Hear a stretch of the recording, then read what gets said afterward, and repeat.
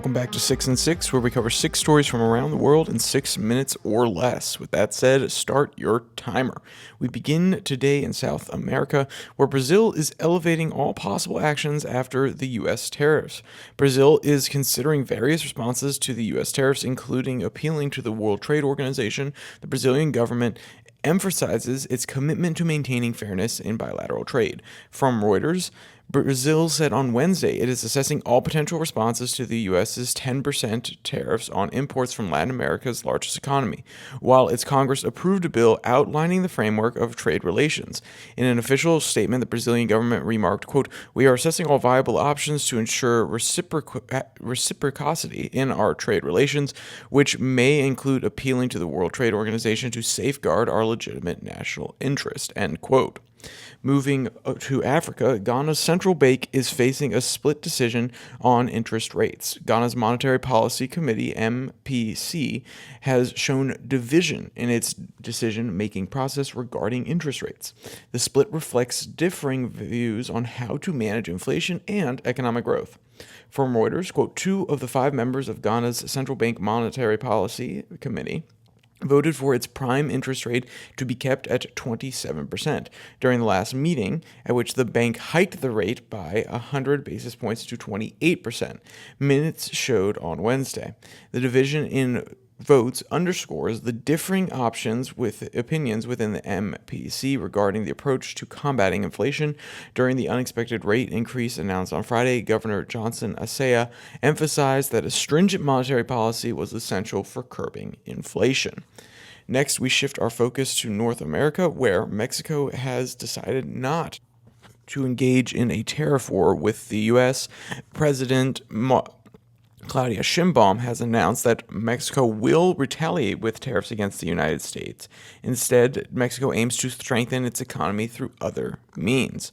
From Fox Business, quote, Mexican President Claudia Sheinbaum argued that there is no reason for the Trump administration's new 25% tariff on Mexico, and that nobody wins from these tariffs. She emphasized that there's no rationale or justification for the decision, which will impact our people and our nation.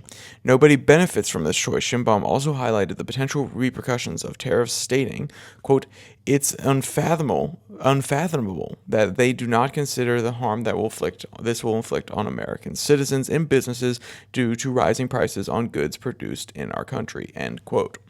Across the Pacific, Taiwan is monitoring the increase of Chinese military activity.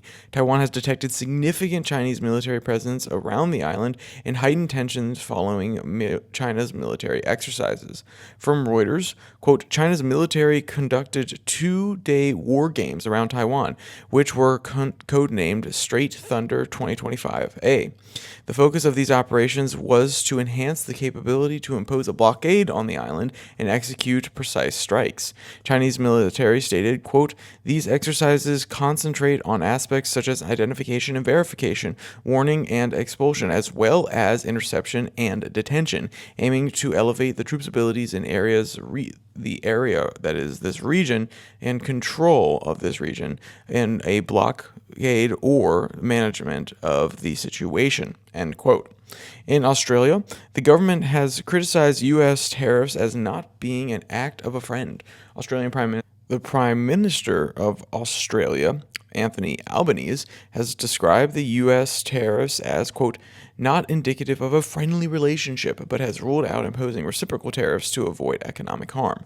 From Reuters, Australian Prime Minister Anthony Albanese said on Thursday that the decision by U.S. President to impose tariffs was not indicative of a friendly relationship, although he did dismiss the idea of retaliatory tariffs against the U.S. Albanese stated in the media, "The tariffs from the Trump administration lack any rational foundation and contradict the essence of our bilateral partnership. This is not the behavior of a friend." And finally, we go to Europe, where the judge who barred Marine Le Pen from public office has received police protection. A French judge who ruled against Marine Le Pen has been given police protection following threats that she has received. This decision highlights the contentious nature of Le Pen's political situation.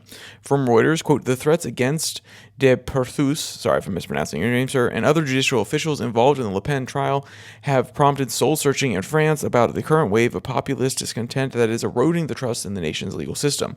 An ODS opinion poll survey released on Monday indicated that nearly 90% of Le Pen's National Rally supporters feel the court was unduly harsh towards her, end quote.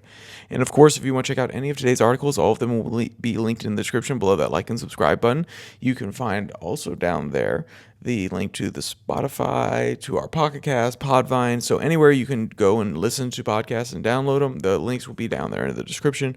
Also, down there you can find the Twitter handle at Your Daily Flip, where I post links to both these episodes on Tuesday and Thursday, so our international news segments, but also our national news segments, the US-based ones, on Monday, Wednesday, Friday. So, with all that said, there's only one more thing to say. Stay safe, don't die.